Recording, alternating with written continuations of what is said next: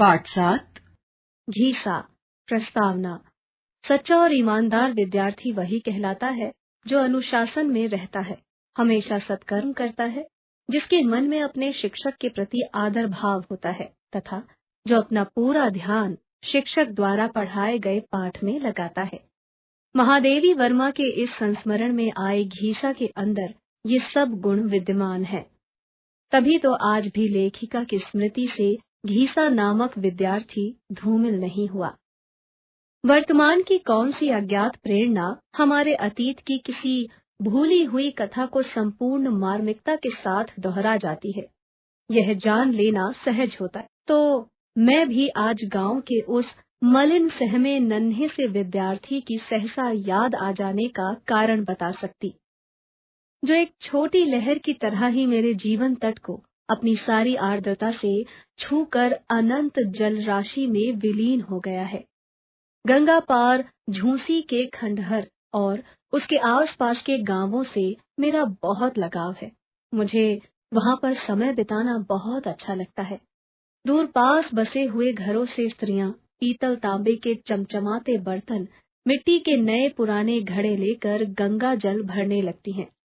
वे सब वहां पहले हाथ मुंह धोती हैं, फिर पानी में घुसकर घड़ा भर लेती हैं। तब अपने मेरे बीच का अंतर उन्हें ज्ञात है।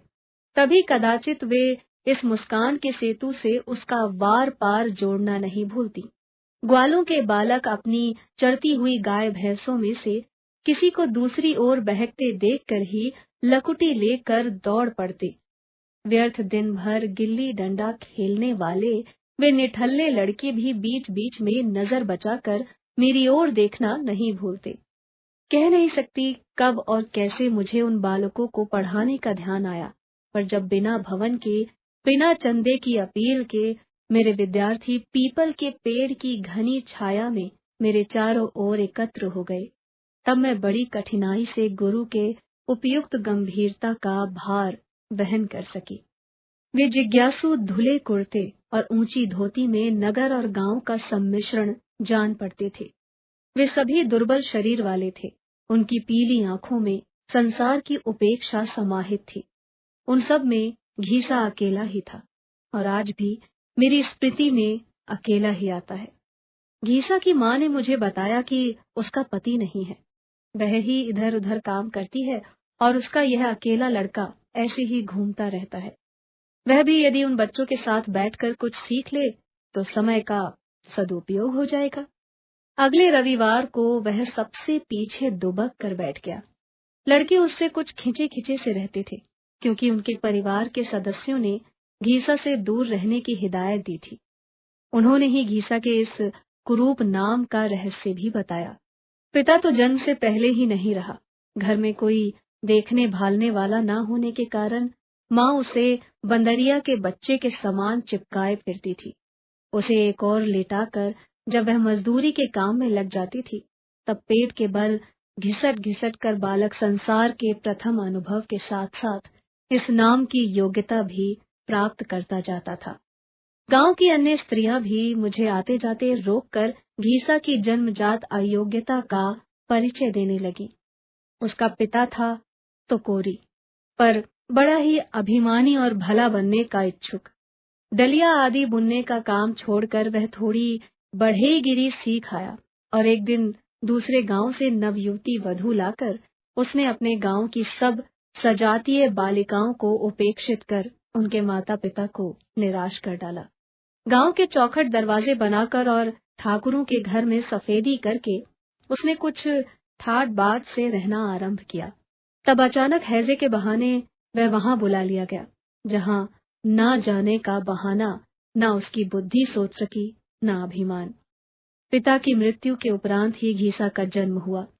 उसकी कथा सुनकर मैं उसकी ओर आकर्षित हो उठी।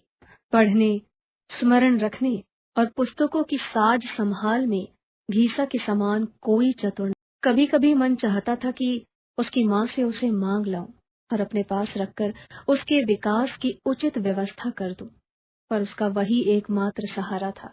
शनिवार को घीसा अपने दुर्बल हाथों से पीपल की छाया को लीप देता था। इतवार को वह फिर उस स्थान को झाड़ पोंछ कर गंगा के तट पर आ बैठता था। मेरी नाव को देखते ही वह गुरु साहब पुकारता हुआ पेड़ के नीचे पहुंच जाता। महीने में 4 दिन ही मैं वहां पहुंच सकती थी और कभी कभी काम की अधिकता के कारण नहीं भी जा पाती थी। मुझे आज भी वह दिन नहीं भूलता जब मैंने बिना कपड़ों का प्रबंध किए ही सफाई का महत्व बता डाला। दूसरे इतवार को सब जैसे के तैसे थे, पर घीसा गायब था।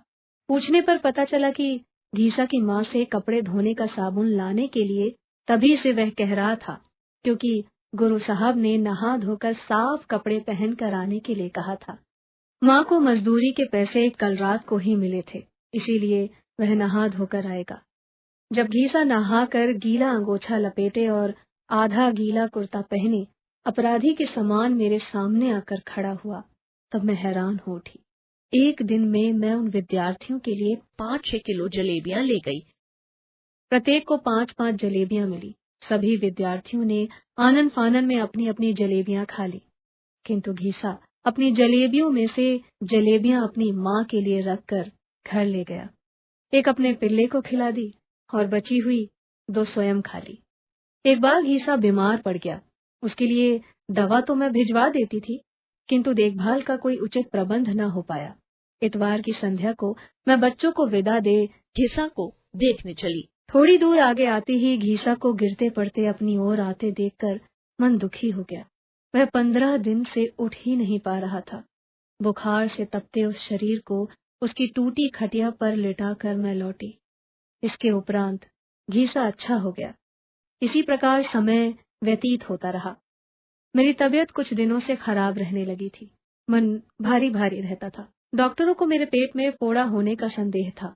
ऑपरेशन की संभावना थी। बच्चों को पढ़ाने का कार्यक्रम कुछ समय के लिए स्थगित करना पड़ा। लौट भी पाऊंगी या नहीं, बच्चों से विदा लेते समय घीसा मुझे कहीं दिखाई नहीं दिया। संध्या गिरने लगी थी। तब मैंने दूर से एक काला सा धब्बा आगे बढ़ते देखा। निकट आने पर देखा कि नंगे बदन घीसा दोनों हाथों में एक बड़ा तरबूज संभाले था। घीसा के पास न पैसा था न खेत। तब वह क्या इसे चुरा कर लाया है? घीसा गुरु साहब के सामने झूठ बोलना भगवान जी से झूठ बोलना समझता था। वह तरबूज कई दिन पहले ही देखाया था। माँ के लौटने में जाने क्यों देर हो गई। तब उसे अकेले ही खेत पर जाना पड़ा।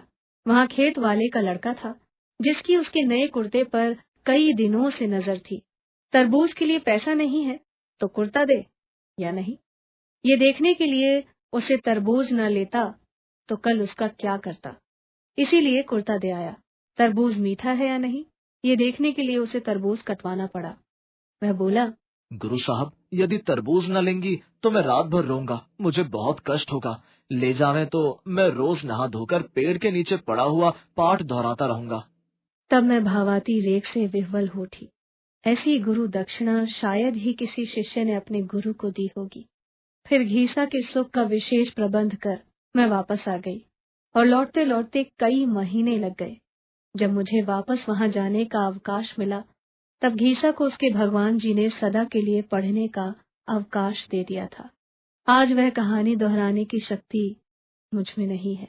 महादेवी वर्मा। हमने क्या सीखा? बच्चों को साक्षर बनाना, गुरु का आदर करना, सच्चाई और ईमानदारी से शिक्षा ग्रहण करना। शब्दार्थ: उपरांत, बाद में, लेटर। संपूर्ण, पूरा, सारा, कंप्लीट। विलीन, ओझल, अदृश्य, इनविजिबल। अतीत, गुजरा हुआ समय, पास्ट टाइम। हिदायत, अनुदेश, निर्देश, इंस्ट्रक्शन। लकुटी, छड़ी, स्टिक। निठल्ले, बेकार होना, टू बी वर्थलेस। अपील, याचिका, प्रार्थना, प्रेयर। सदुपयोग, सही काम में लगाना, अच्छा प्रयोग। Put off good use. मलिन, गंदे, मैले, डर्टी। आर्द्रता, नम, द्रवित, मॉइस्ट। स्मृति, याद, मेमोरी, सेतु, पुल, ब्रिज। प्रबंध, व्यवस्था, मैनेजमेंट। अनंत, जिसका अंत ना हो, इन्फिनिटी। स्थगित, कुछ समय के लिए रोका हुआ, पॉज्ड फॉर अ वाइल। विह्वल, अशांत, व्याकुल, रेस्टलेस,